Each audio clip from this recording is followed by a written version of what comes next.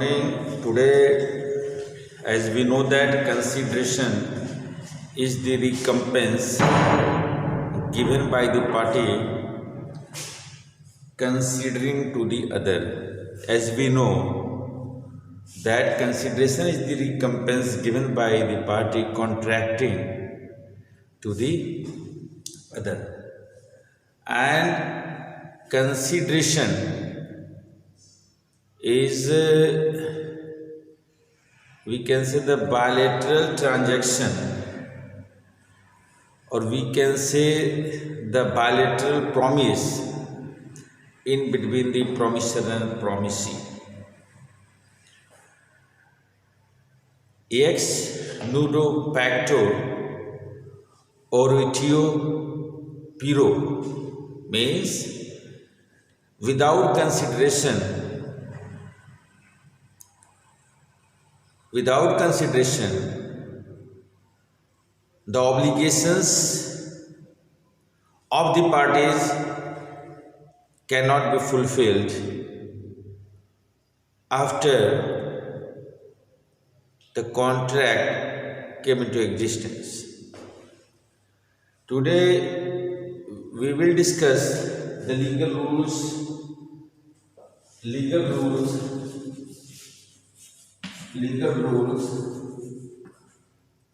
as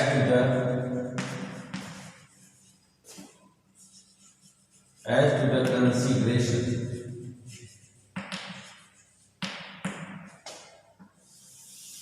the consideration.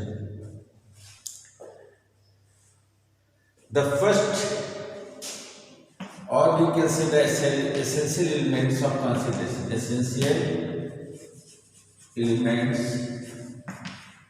of consideration, or legal rules as to the consideration, essential elements of the consideration. प्रतिफल की आवश्यकता था, प्रतिफल की आवश्यकता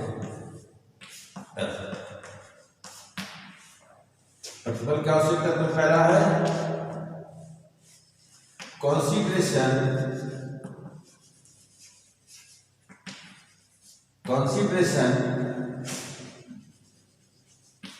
must move at the desire of the promisor.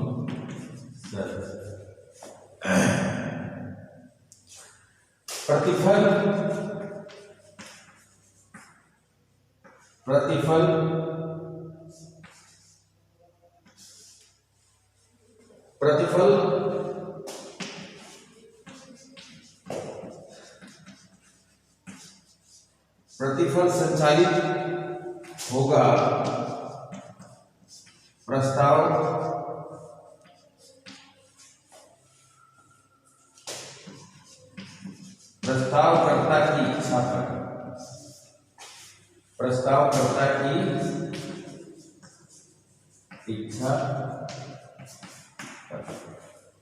Consideration must move at the desire of the promisor. It may move, number 2, it may move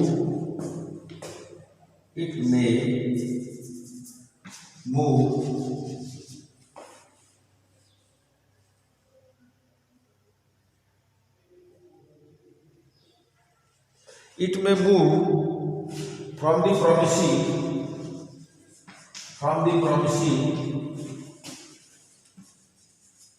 or any other person,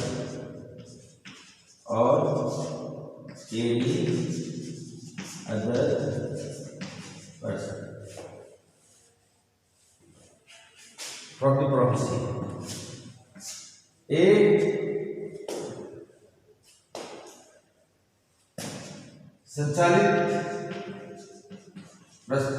प्रतिफल संचालित होगा स्वीकृतकर्ता पर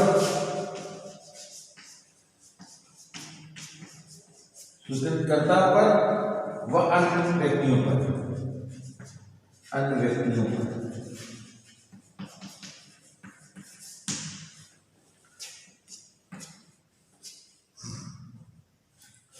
Consideration must move at the desire of the promisor, number one, and it may move from the promisor in their person.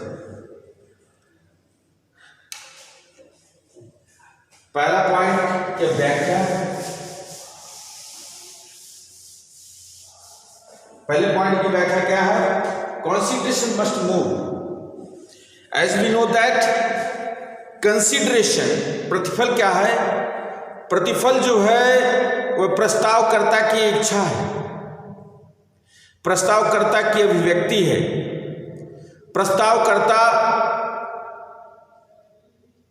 प्रस्ताव के माध्यम से प्रतिफल को स्पष्ट करते हुए संविदा को अस्तित्व में लाने का एक माध्यम है।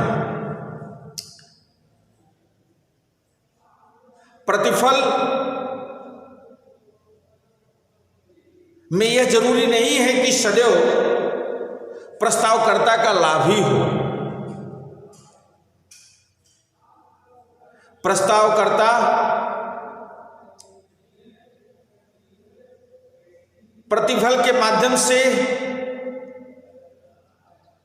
दायित्व को अधिरोपित करता है,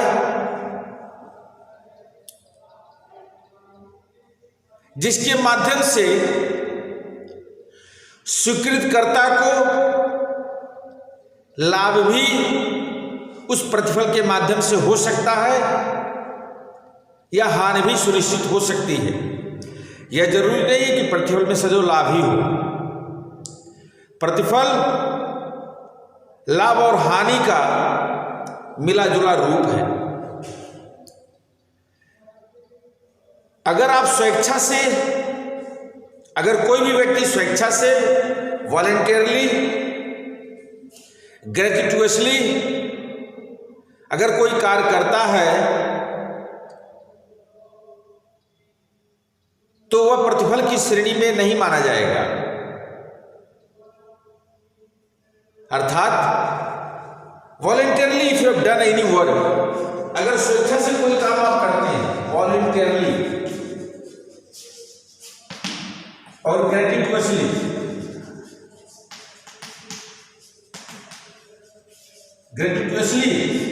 अगर कोई कार्य आप करते हैं and without the consent of promisor or promisee and without the specification by the promisor or promisee, अगर प्रस्तावकर्ता स्वीकृतकर्ता के निश्चित किए बगैर अगर आप किसी के लिए कोई स्वेच्छा से काम करते हैं तो वह प्रतिफल की श्रेणी में नहीं माना जाएगा। जैसे मैं आपको उदाहरण देता हूं, ए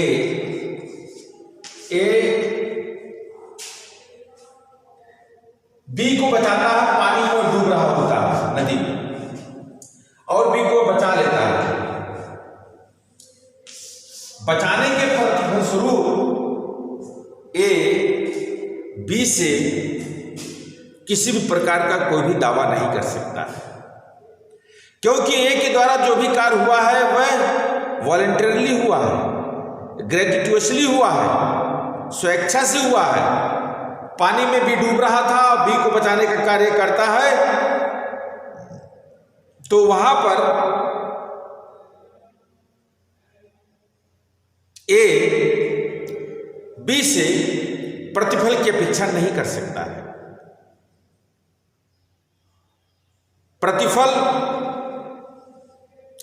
मैंने आपसे कहा है shall always be valuable, valuable consideration की बात मैं कर रहा हूं। मूल्यवान प्रतिफल, valuable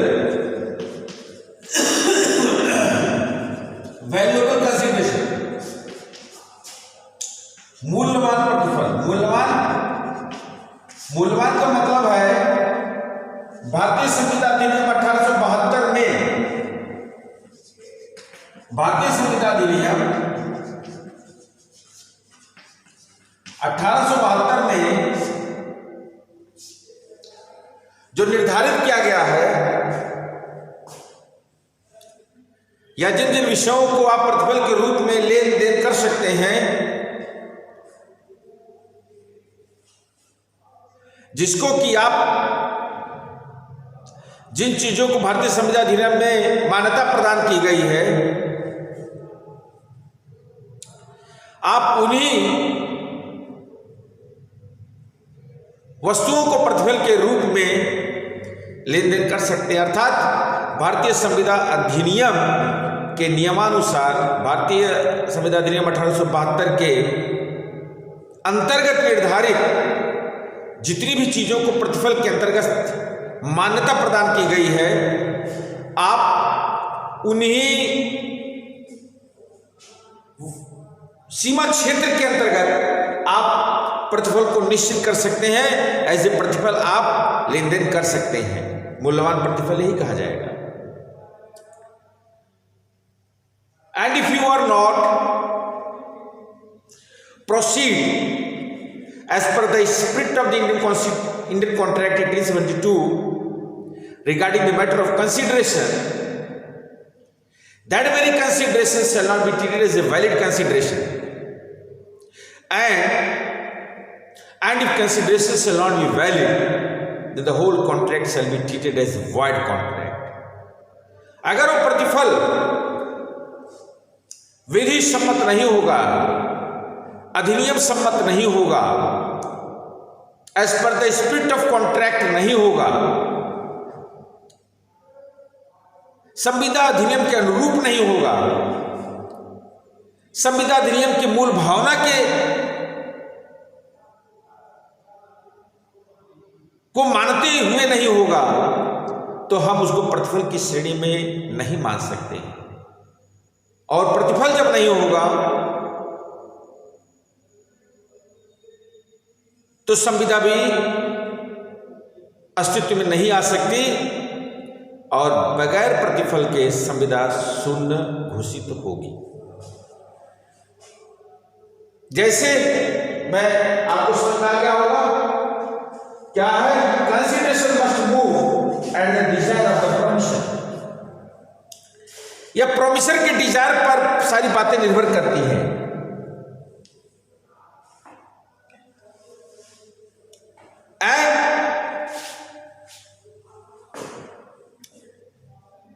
The third party shall not decide the fate of the consideration. तीसरा व्यक्ति कभी भी प्रतिफल निश्चित करने के लिए अधिकृत नहीं है अधिनियम में। प्रतिफल प्रस्तावकर्ता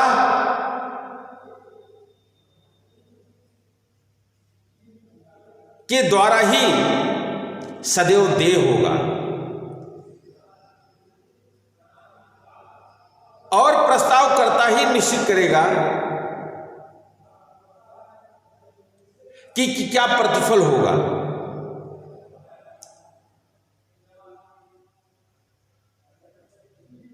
और इस बात का विशेष ध्यान रखिएगा, प्रतिफल सदैव विधि सम्मत। और if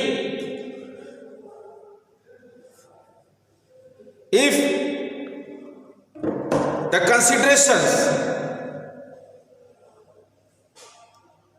is not valid, is not at par with the provisions of the Indian Contract Act 1872, shall not be considered as a valuable consideration. जैसे प्रतिफल क्या है इसको आप जानते हैं। एक बार और उदाहरण के माध्यम से बता दो प्रतिफल क्या है। ए बी एक कंस्ट्रक्शन वर्क करवा रहा है, एक कंस्ट्रक्शन वर्क करवा रहा है जिले में, वो भी सरकारी कंस्ट्रक्शन वर्क करवा रहा है, सरकारी कंस्ट्रक्शन वर्क हो रहा है। और जो बी है, जो डीएम है, डीएम वह अधिकृत है कि कंस्ट्रक्शन वर्क के फेज वाइज कार्य को देखते हुए वह पैसे को निर्गत करे उस कंस्ट्रक्शन करने वाली कंपनी को या उस व्यक्ति को, व्यक्ति विशेष को। Means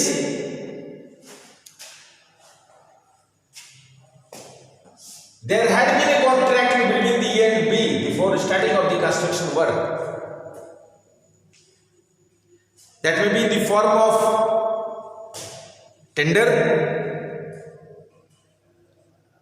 and that may in form of other ways.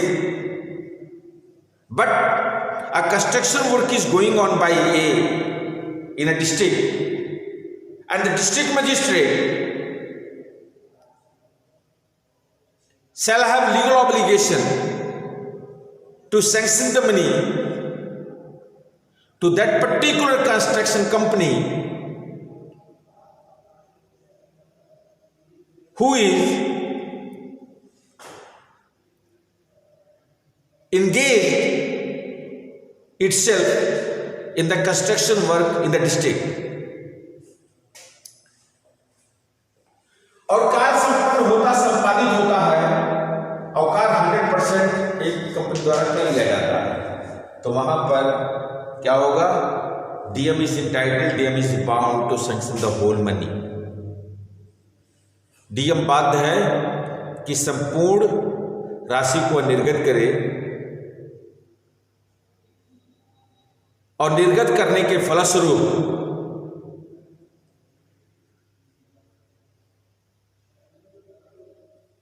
जो विधिक दायित्व निर्धारित किया गया है दोनों के मध्य, उसकी पूर्ति करते हुए अपने दायित्व से मुक्त हो।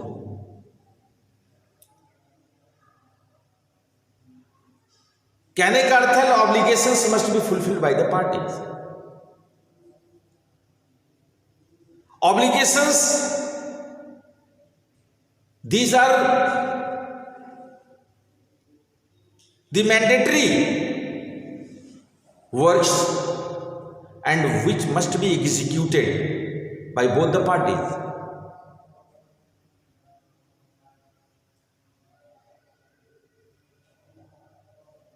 It is, we can say, the intention. Consideration is, we can say, the reflection of intention, reflection of mensaria, of the promission. And when the promises mensaria shall be fulfilled by the parties, both the parties, then it shall be considered as the fulfillment of the obligations, and after the fulfillment of the obligations, the contract shall be treated as valid and free from consideration. Thank you very much. Tomorrow I will discuss the second important point.